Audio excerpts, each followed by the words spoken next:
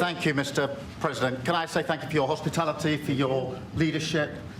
We have met a number of times, we've talked a number of times, and we have had a very constructive conversation. I'm sure we will today. And of course, our countries have been bound together for a very long time now. The closest alliance, I think, of any two countries when it comes to prosperity and security. And I know that together we will strengthen that even further. And on issues like Ukraine, thank you for changing the conversation to bring about the possibility that now we can have a peace deal. And we want to work with you to make sure that peace deal is enduring, that it lasts, that it's a deal that goes down as a historic deal, that nobody breaches, and we'll work with you to make sure that that absolutely happens.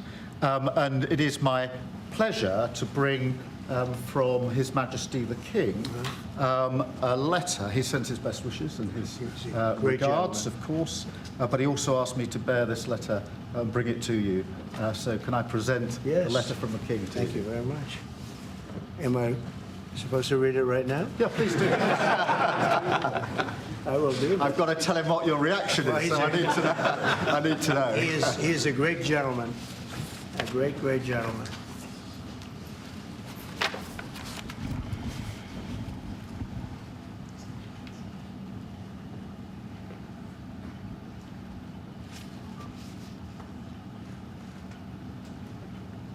Oh, that's well.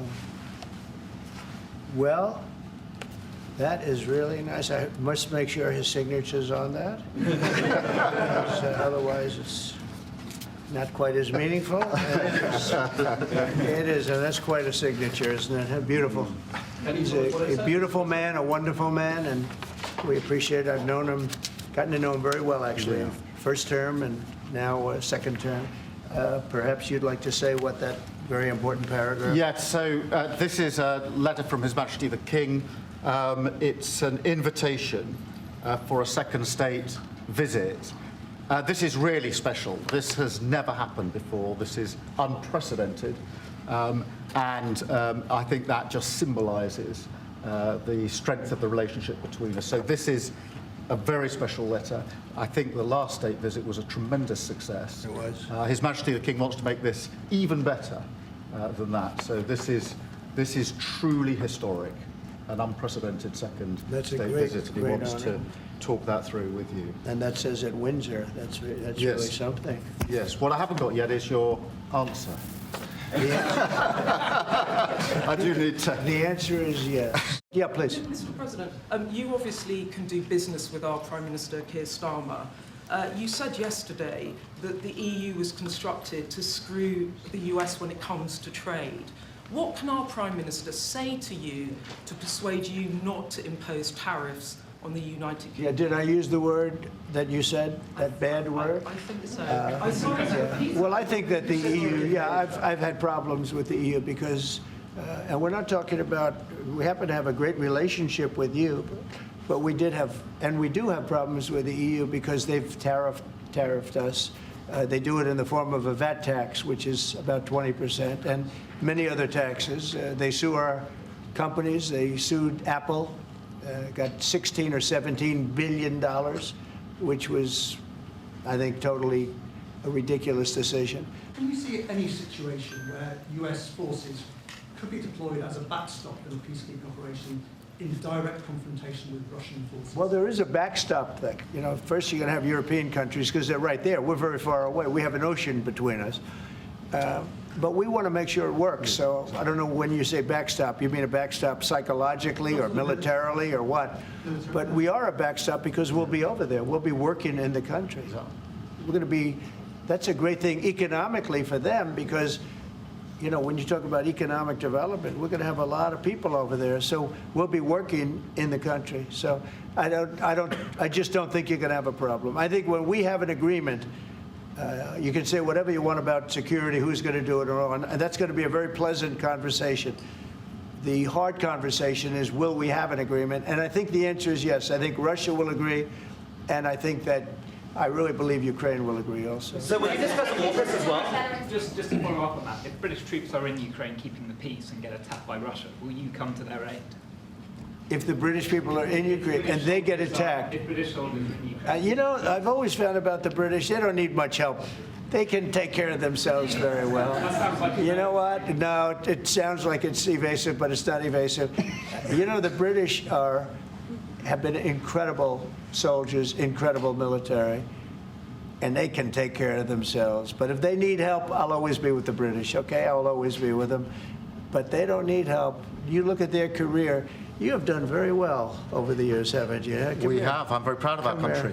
And but we've also always been there backing each other up between our two countries. That is why this is the greatest alliance for prosperity and security I think the world has ever seen. Whenever necessary, we've absolutely backed each other up, and that's at the Could core you take on Russia by yourselves? Well, All right, one or two more. Yes, ma'am. In his remarks at the Munich Security Conference, Vice President Vance condemned free speech violations in the UK, particularly. Could you respond? What is your message? I have an idea. We have the man right here. Come on. Let's go, JD. We're putting you on stage. Great. Yeah, look, I said what I said, which is that we do have, of course, a special relationship with our friends in the UK and also with some of our European allies. But we also know that there have been infringements on free speech that actually affect not just the British. Of course, what the British do in their own country is up to them, but also affect American technology companies and, by extension, American citizens. So that is something that we'll talk about today at lunch. we've had free speech for a very, very long time in the United Kingdom, and it will last for a very, very long time. Well, no, I mean, certainly we wouldn't want to reach across US citizens, and we don't, and that's absolutely right. But in relation to free speech in the UK, I'm very proud of our history there. A snapshot of some of the highlights of the day. And our political editor, Beth Rigby, was among those inside the Oval Office asking the questions. Let's get the view now of our World News team. Our US correspondent, Mark Stone, is at the White House. Our defence and security editor, Deborah Haynes, is in Kyiv. And political correspondent, Serena Barker-Singh, is here with me in the studio. Mark, we'll start with you. Often I hear you off the back of these press conferences describing it as a tsunami of news that's coming out. And it very much felt like that. I mean, every time Donald Trump opened his mouth, it felt like another news line was coming out. But what we also heard over and over again was him reiterating that this was indeed a special relationship as far as he was concerned as well. Yeah, that phrase that we talk about so much, don't we? But it did feel special today, and it really could have gone any way. I don't think at the beginning of the day, if you did, I asked British officials how they thought it might go, and they wouldn't commit to it going well because you just never know. But I think the day is now almost over, and I think British officials will be happy, and so too are US officials. I just saw Scott Bessent, the US Treasury Secretary, and I asked him from a distance, how do you think today went? Thumbs up, he said. So that's good. Both sides seem happy. What more could you want? I mean, I guess the backdrop is, of course, the issues they were discussing are incredibly complex. Ukraine, trade, and Britain is dealing with a president who has certainly been transformative in the way he does things. He's certainly unconventional, and he certainly can be temperamental. But within that context, I think it was a good day, and I think people will think that Keir Starmer dealt with it pretty well. I mean, yeah, there was kind of the awkward moments came almost from just how fawning at times Keir Starmer, Prime Minister Starmer, was with his praise, kind of the wrong word, but the way he framed stuff, because he knows Donald Trump likes to be flattered. I guess the British kind of met Donald Trump where he is on that, and that moment at the beginning of the Oval Office where he produced the letter, the invitation from King Charles for what seems to be a state visit, but also maybe a pre-visit to plan the state visit, a visit to Balmoral as well. He knew that would go down well, and certainly it did. But from the news conference, what we didn't get from the Oval Office, but we did get from the news conference, was big lines on not just perhaps the UK avoiding tariffs, but perhaps some sort of a trade deal. as well. Now, remember, a trade deal, that goes back to the Brexit days. After Brexit, Britain wanted to be able to forge a trade deal with America. It never really happened. Now it seems to be something that they are actively talking about. And then, of course, Ukraine as well. So much on that too. Yeah, I mean, Mark, it did appear that there was a lot of pressure on Keir Starmer to get this right. He was almost sandwiched between this meeting at the Oval Office between the French President Emmanuel Macron and, of course, this trip that President Zelensky is going to make tomorrow to the White House. So he had to almost juggle the weight of all of that and all of the events of this week.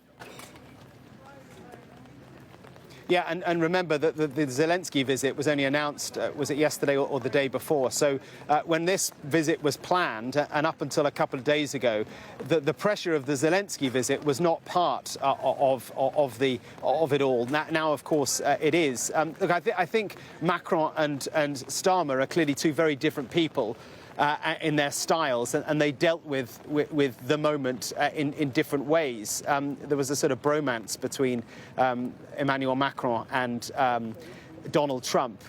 But what did Macron actually go away with? What were the sort of things he could take away from his visit? Not a great deal, actually. It went well, but not a great deal of actual tangible results from that. I think Keir Starmer, certainly Downing Street, will be spinning this as some real takeaways, whether it be on America's commitment to NATO, which appears to be strong today, although yesterday Donald Trump said forget about NATO. So, the commitments are as long as a day, maybe, but also on the trade deal. I mean, real genuine commitment there. And Scott Bessent, who's standing over there doing an interview with one of the Trump-friendly America networks, he seems pretty upbeat as well.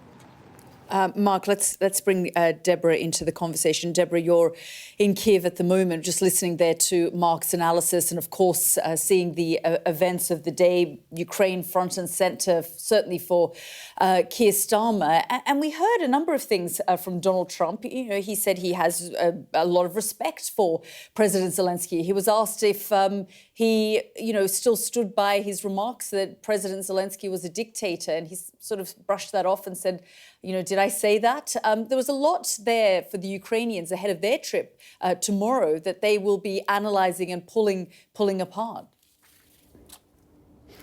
Yes, and I imagine breathing a sigh of relief, because it was a lot more friendly, wasn't it, than a week ago? And clearly that hinges around this minerals and rare earth metals that Donald Trump is so fixated on. And he did keep on repeating, didn't he, this claim that he makes that America has spent $350 billion in supporting Ukraine. It's a figure that Ukraine doesn't recognise. Ukraine does not believe it has a debt. So there is a divergence of views when it comes to the money. But when it comes to the matter of the fact that Ukraine absolutely needs to have the US on its side, then signing this deal and Volodymyr Zelensky getting FaceTime with President Trump before Donald Trump goes and speaks directly face-to-face to Vladimir Putin. That is a big win for Ukraine. And as well, I thought it was really interesting what Donald Trump said in the Oval Office when he was talking to journalists initially. And he said that he was going to be trying to get back as much land as possible from Russia, which is a different slant, isn't it, to what his defence secretary was saying 2.5 weeks ago when he was at the NATO headquarters. And he said that getting back all of the land that Russia has taken is an unrealistic goal. It's a sort of a glass half full interpretation of that, with Donald Trump saying that they're going to try and get back as much land as possible. Oh, he didn't say all of it, but I think that too will be seen really well, really strongly here in Ukraine ahead of this crucial meeting that Volodymyr Zelensky is going to be having tomorrow, when it's his turn in the limelight.